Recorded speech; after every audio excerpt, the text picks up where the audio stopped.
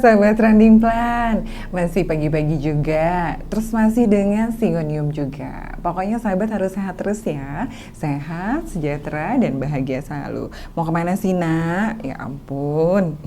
Nah sahabat, masih dengan Singonium yang hijau-hijau. Pokoknya aku mau ngabisin Singonium yang berwarna hijau-hijau dari koleksinya Trending Plan. Nah, yang kali ini si hijau-hijau cantiknya itu adalah Singonium Podophyllum Green Splash, atau dikenal juga sama sih tanaman mata anak panah.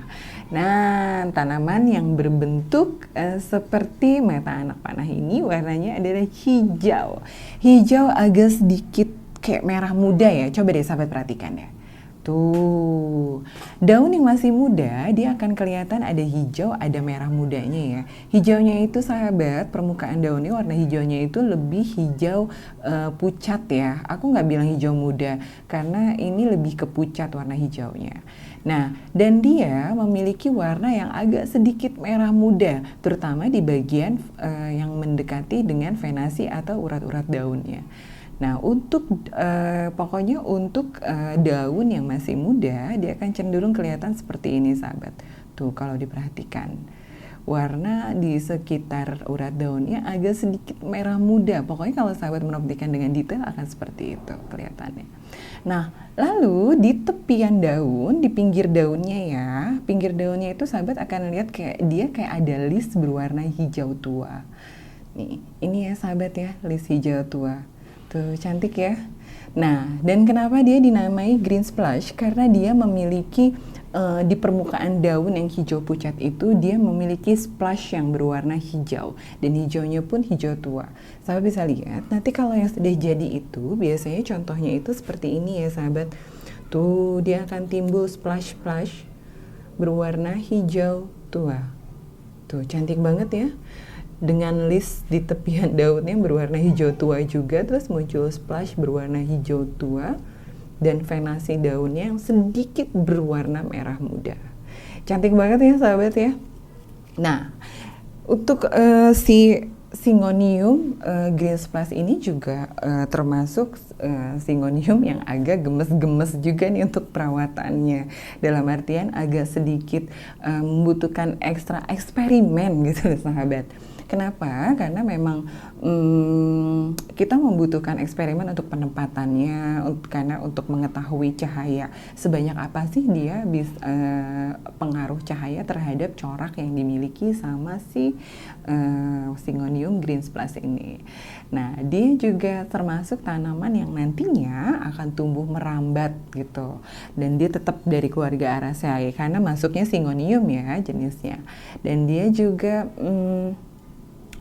memiliki kalau diperhatikan kayak ada, kalau diperhatiin ya sahabat ya, di bagian kayak ada bercak-bercak keputihan gitu, kayak balok-balok putih gitu. Nah, ini kalau sahabat perhatikan ini agak kering ya, karena saya sempat eksperimen kemarin untuk penempatannya, karena saya mau menimbulkan bercaknya. Nah, sahabat, semakin dewasa tanaman ini pastinya tadi saya bilang dia akan merambat dan akan menimbulkan akar angin. Pokoknya deh kalau sudah begitu sahabat sudah tahu lah ya harus apa gitu kan, mau kasih sulur atau mau taruh potong lagi, tanam lagi, biarkan rimbun di dalam pot juga bisa gitu, atau mau digantung. Pokoknya opsi apapun itu tergantung selera dari sahabat sendiri. Oke, sekarang kita masuk ke perawatan ya sahabat. Yang tadi saya katakan berulang kali bahwa kita memang kalau kita pengen menimbulkan si corak warnanya ini tetap stabil, tetap ada, atau lebih banyak lagi splashnya, maka yang harus pertama diperhatikan adalah sinar matahari. Dia memang hidup di cahaya yang sedang, tapi juga dia bisa mentolerir cahaya yang redup. Tapi pokoknya sahabat harus menghindari dia terjemur matahari. Seperti ini tadi saya katakan, ini saya kemarin sempat bereksperimen untuk penempatannya, ternyata ini kejemur dan akhirnya kebakar ya sahabat. Padahal waktu itu durasinya nggak terlalu lama, durasinya hanya sebentar. Saya kira-kira dia terjemur matahari siang. itu kurang lebih 1 atau 2 jam, tapi berhari-hari akhirnya lama-lama dia daunnya mudah terbakar. Namun memang untuk motif splash hijaunya dia keluar. Nah, makanya akhirnya kesimpulannya adalah ternyata memang dia sangat membutuhkan sinar matahari yang terang, tetapi tidak boleh langsung terjemur oleh sinar atau cahaya matahari langsung. Jadi sahabat harus pastikan peletakannya itu benar-benar di teras yang terjangkau oleh cahaya matahari, namun tidak terjemur. Oke, selanjutnya pengairan atau penyiraman. Sama seperti yang lainnya, saya memang menyiram mereka hanya seminggu sekali, lalu saya membiarkan permukaan media tanamnya kering, saya cek untuk sekitar 1-2 buku, nah setelah itu baru saya siram. Pokoknya kalau memang sahabat yang memang sudah terbiasa untuk merawat tanaman-tanaman hias atau tanaman-tanaman jenis aroid ya, dari keluarga Araceae pasti tahu bagaimana cara mengatur schedule untuk penyiraman. Pokoknya seperti itu sahabat, sangat mudah. Yang penting kita peka aja kapan kita harus menyiram dan kapan kita harus menahan diri untuk tidak menyiram. Nah, selanjutnya sahabat untuk media tanam. Media tanam yang namanya jenis Syngonium semuanya hampir sama, tapi saya ulang lagi bahwa pengalaman saya di Trending Plant untuk media tanam sendiri jelas yang paling baik itu adalah kayak campuran dari humus bambu dan juga sekam bakar. Itu sudah bisa menciptakan media tanam yang sangat poros dan aerasinya baik ya. Air bisa mengalir mudah saat saya menyiram, mengalir ke lubang drainase ya. Tapi si media tanamnya itu tidak mengering cepat, dalam artian dia tetap bisa mengikat kelembapan. Jadi masih bisa bertahan sekitar 1 mingguan ya. Nah, itu pun jika suhu atau kelembapan di sekitar kita atau di sekitar tanaman itu stabil atau normal. Pokoknya sahabat benar-benar harus memperhatikan juga media tanamnya, jangan sampai media tanamnya itu yang mudah memadat atau mudah membatu ya, sehingga dia ketika disiram si media tanamnya mengikat, memadat, akhirnya menghalangi jalannya oksigen ya, menghalangi perputaran oksigen di dalam sehingga akar tidak dapat menyerap oksigen dengan baik. Nah, tadi kelembapan sudah ya, harus suhu normal, tapi boleh sahabat kalau memang bisa memberikan kelembapan di atas 60% itu juga sangat baik gitu kan. Kalau sahabat punya alat ukur, bisa pakai itu, alat ukurnya kita cek. Nah, kalau kita bisa memberikan kelembapan di atas 60% itu juga sangat baik untuk pertumbuhan mereka. Karena mereka sesungguhnya suka udara atau suhu ruang yang lembab. Nah, mereka kalau suhu ruangnya kering, daunnya akan cenderung lebih renyah, tidak lembut ya daunnya. Daunnya cenderung lebih renyah dan mudah sekali untuk patah. Biasanya lama-lama jadi kering ya, kayak keripik gitu, garing. Nah, itu tandanya dia kurang lembab.